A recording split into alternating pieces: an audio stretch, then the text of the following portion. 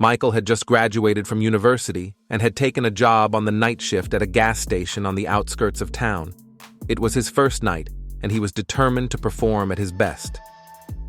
The gas station was at the intersection of an old highway, and at this time of year, when the tourist season was over, there were few customers.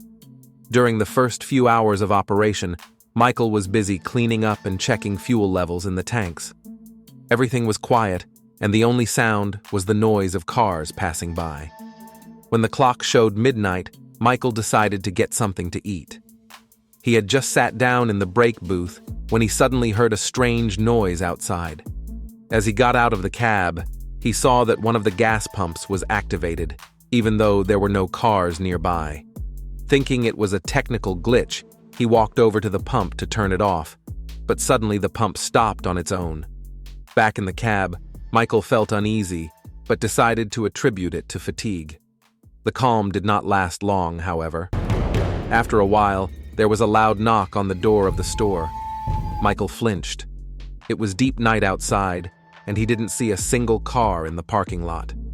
As he approached the door, he saw through the glass a woman in a white dress. She stood back and slowly turned to face him. Her eyes were blank, expressionless. The woman began to slowly knock on the door without taking her empty eyes off Michael. He, gripped by fear, stepped back. The woman stopped knocking and disappeared as suddenly as she had appeared. Michael held his breath for a moment, trying to realize what had happened. He quickly checked all the locks and decided to stay inside until morning. Not even an hour later, new, strange things began to happen. The shelves of goods began to vibrate, and some items fell to the floor. The video surveillance system suddenly turned off, and Michael was left all alone, surrounded by darkness and unexplained phenomena.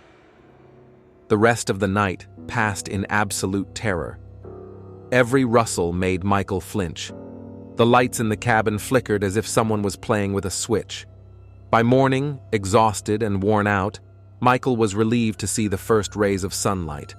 When his shift finally ended, he ran out of the gas station and promised himself never to return for the night shift.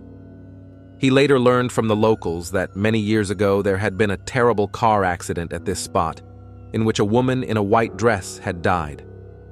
Since then, her spirit had supposedly been appearing here, looking for something or someone.